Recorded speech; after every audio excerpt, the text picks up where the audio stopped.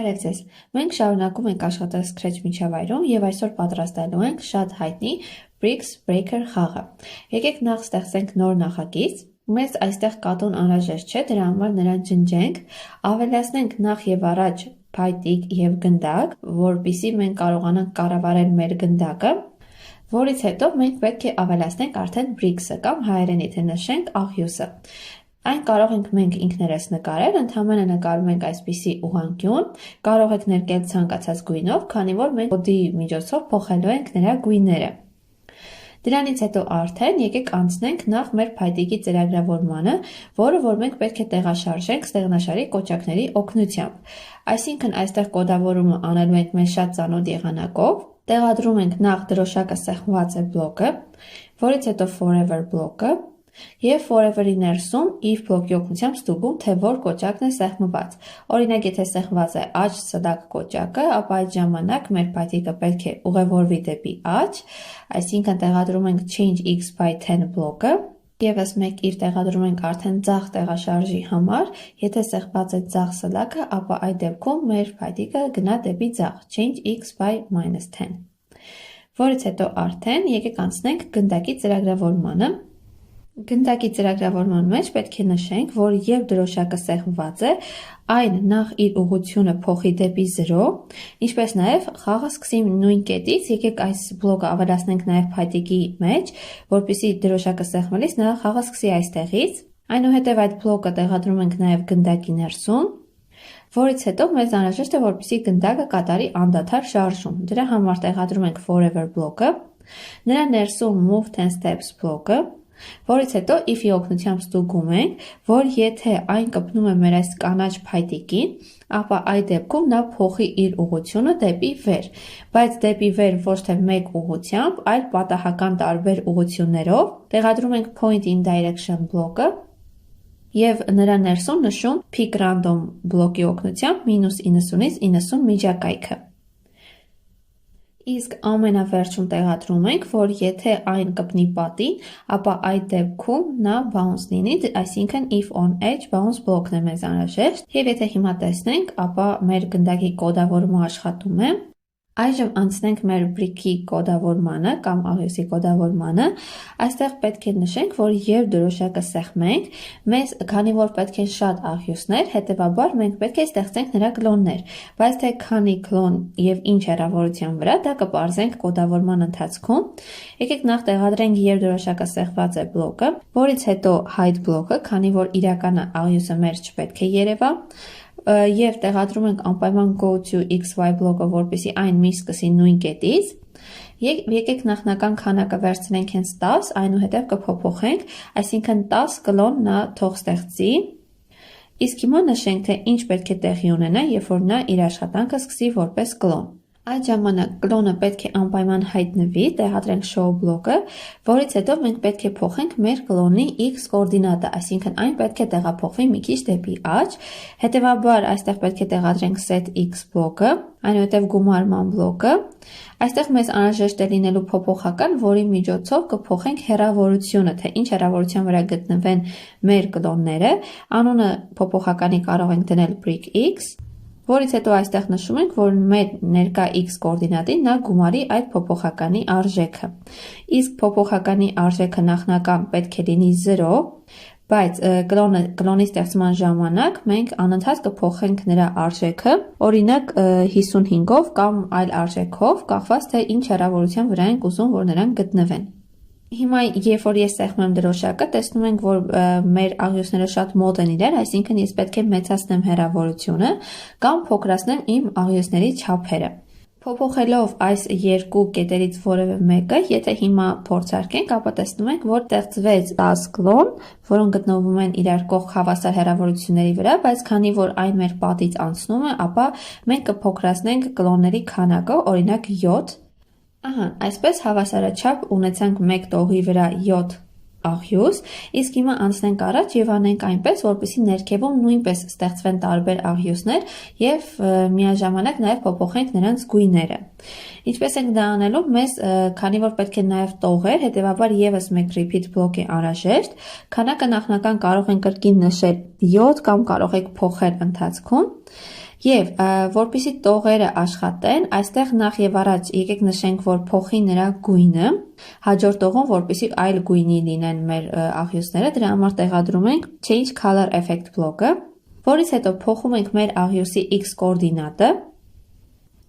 այն պետք է կրկին սկսի նույն կետից եւ նաեւ իջեցնում ենք նրա y կոորդինատի արժեքը։ Օրինակ կարող ենք 20-ով իջեցնել, եթե նկատենք, որ քիչ է, ավելի շատ կիջեցնենք։ Իսկ ամենավերջում, քանի որ աղյուսները կրկին 0-ից իրար կողք պետք է շարվեն, դրա համար brick x փոփոխականի արժեքը դարձնում ենք 0։ Տեսնում ենք, որ աղյուսները իրար շատ մոտ են, հետևաբար այստեղ y-ի արժեքը ավելի շատ փոքրացնենք, օրինակ 30 դարձնենք։ Եվ հիմա եթե կրկին նայենք, տեսնում ենք, որ արդեն ավելի լավ է։ Հիմա վերադառնանք գնդակի կոդավորման մեջ եւ այնտեղ նշենք, որ երբ այն կպնում է մեր sprite 1-ին, այսինքն մեր աղյուսին, այդ ժամանակ փոխվի նրա ուղղությունը դեպի ներքև, այսինքն այստեղ նշում ենք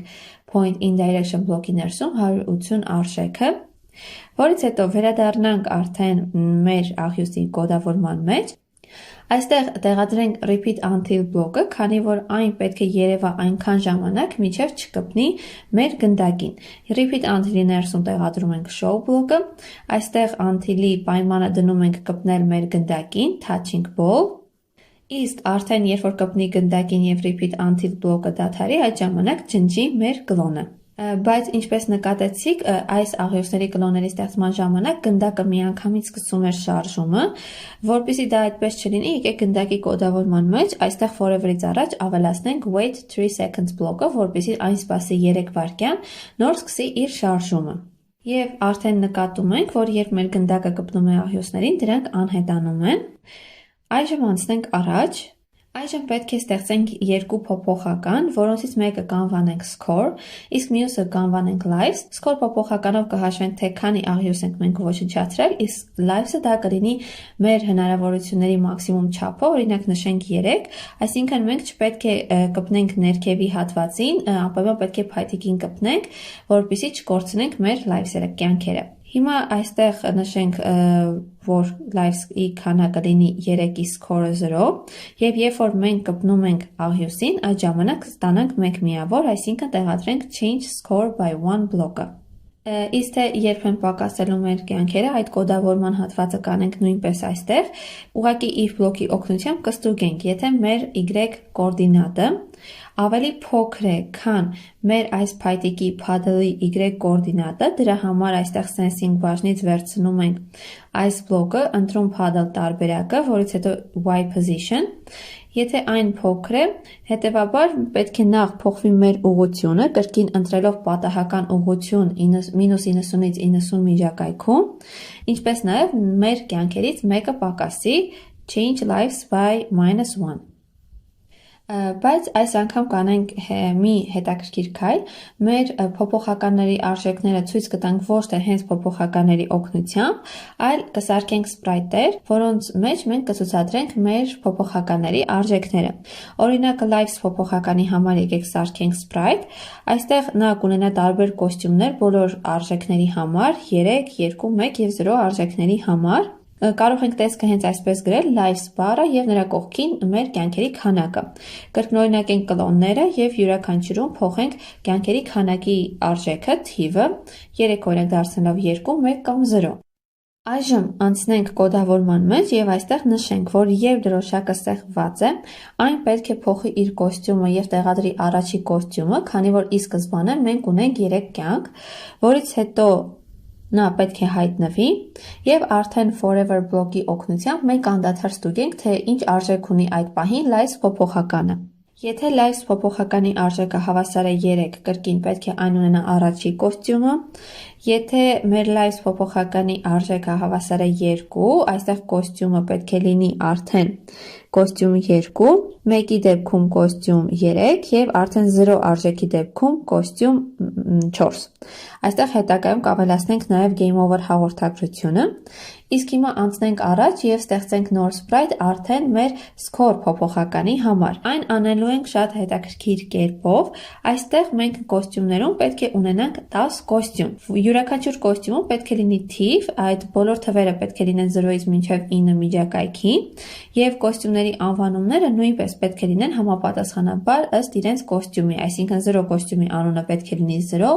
1-ի անունը 1։ Այս կոստյումների օգնությամբ մենք կկարողանանք ստանալ տարբեր թվեր կախված մեր սքոր փոփոխականի արժեքից։ Այսինքն, եթե մեր սքոր փոփոխականի արժեքը օրինակ լինի 15, այդ պահին մենք պետք է այս սպրայթի օգնությամբ ստանանք 15 թիվը։ Ահա այսպես ես ստեղծեցի բոլոր կոստյումները 0-ից մինչև 9։ Այժմ անցնենք կոդավորման հատվածը։ Եվ այստեղ պետք է նշենք, որ եւ դրոշակը սեղմված է, նախ եւ առաջ մեզ անհրաժեշտ է նոր փոփոխական, որը կանվանենք old clone։ Քանի որ մենք բացի միանիշ թվերից ունենալու ենք նաև երկնիշ թվային արժեքներ,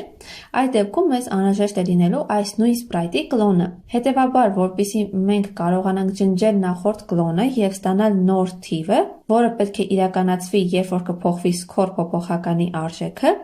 այդ դեպքում մեզ պետք է մեկ փոփոխական, որը մեզ կհուշի, որ սքոր փոփոխականի արժեքը փոխվել է եւ ժամանակն է ջնջել կլոնը եւ ստեղծել նոր կլոնը։ Դրա համար այստեղ old clone բլոկի ներսում նախ եւ առաջ կգրենք false արժեքը, քանի որ այս պահին չունենք կլոններ։ Այնուհետև կտեղադրենք forever բլոկը։ Forever բլոկի օգնությամբ կստուգենք այս պահին սքոր փոփոխականի արժեքը մինչև 10 միջակայքում է, այսինքն միանիշ թիվ է, թե ոչ։ Եթե այն փոքր է 10-ից, այսինքն միանիշ թիվ է, տեղադրում ենք ընդհանրապես switch costume բլոկը եւ switch costume բլոկի ներսում տեղադրում ենք սքոր փոփոխականը։ Կախված այդ պահին սքոր փոփոխականի արժեքից մենք կփոխենք մեր կոստյումը համապատասխանաբար այդ թվին, այսինքն եթե 5 թիվն է, մենք կունենանք 5-րդ կոստյումը։ Եվ տեղադրում ենք եւս մեկ if բլոկ, որի օգնությամբ արդեն ստուգում ենք արդյոք մեր սքոր փոփոխականի արժեքը մեծ է 9-ից, այսինքն արդեն երկնիշ թիվ է։ Այս դեպքում կրկին տեղադրում ենք switch costume բլոկը, միայն այստեղ կօգտագործենք հետաքրքիր բլոկ, որը որ գտնվում է օպերատորներ բաժնում, խոսքը այս letter 1 բլոկի մասին է։ Այստեղ դուք կարող եք վերցնել ցանկացած փոփոխականի կամ ցանկացած տեքստի ձեր ուզած տառը։ Մեզ այս պահին հետաքրքրում է մեր սքոր փոփոխականի առաջի թիվը։ Եթե այն 1 է, հետևաբար պետք է այս պահին լինի 1 համարի կոստյումը։ Իսկ նրա կողքին արդեն սքոր փոփոխականի երկրորդ թիվը։ Սքոր փոփոխականի երկրորդ թիվը մենք կդնենք արդեն կլոնի ներսում եւ դրա համար այստեղ ներքևում տեղադրենք create clone of myself բլոկը ու նշենք, թե ինչ պետք է տեղի ունենա, երբ որ ստեղծվի կլոնը։ Քանի որ այս կլոնը մեզ անհրաժեշտ է երկրորդ թիվը գրելու համար, դրա համար այստեղ պետք է տեղադրենք set x բլոկը, որպեսզի այն գրվի առաջի թվից մի քիչ աջ։ Եվ այստեղ կրկին նույն եղանակով տեղադրում ենք գումարման նշանը եւ նշում x position գումարած որևէ թիվ։ Օրինակ կարող ենք գրել 25 թիվը։ Որից հետո արդեն ներքևում տեղադրում ենք switch costume բլոկը։ Մեր կլոնը պետք է ունենա սքոր փոփոխականի մեջ գրված արժեքի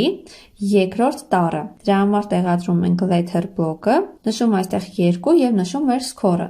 Օրինակ, եթե 15 թիվն է, ապա նրա երկրորդ տառը կլինի 5 թիվը, հետեւաբար մեր կլոնի ներսում կլինի 5-րդ կոստյումը։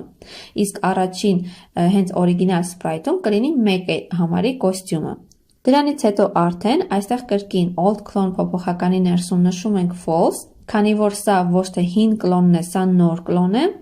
եւ պետք է նշենք, որ այստեղ պետք է մեր կլոնը սպասի այնքան, մինչև ստեղծվի նոր կլոնը եւ այդ ժամանակ նոր այն ջնջվի։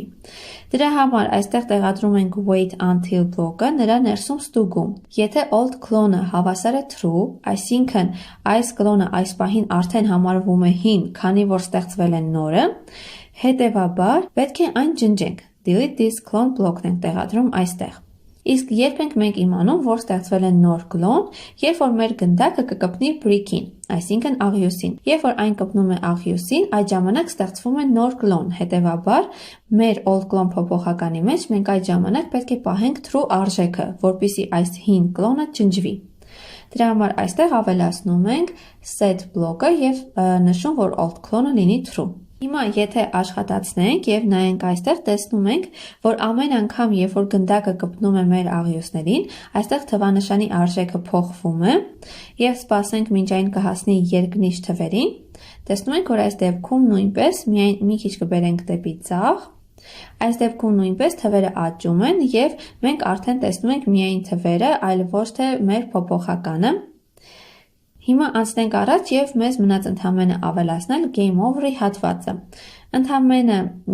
այս lice sprite-ի մեջ, որտեղ որ մենք նշել ենք, երբ որ այն լինի 0, կոստյումը փոխի կոստյում 4, այստեղ ավելացնում ենք ուղարկիր հաղորդագրություն։ Դրանից հետո մենք ստեղծում ենք նոր sprite, որի մեջ կգրենք game over տեքստը և այստեղ կոդավորման մեջ կնշենք ընդամենը, որ երբ դրոշակը սեղված է, այն անհետանա, իսկ երբ որ կստանա game over հաղորդագրությունը, այդ ժամանակ հայտնվի։ Կարող ենք այստեղ փոխել նաև ետնանկարը մի փոքր գեղեցիկ լինելու համար և եկեք արդեն վերջնական փորձարկենք մեր խաղը։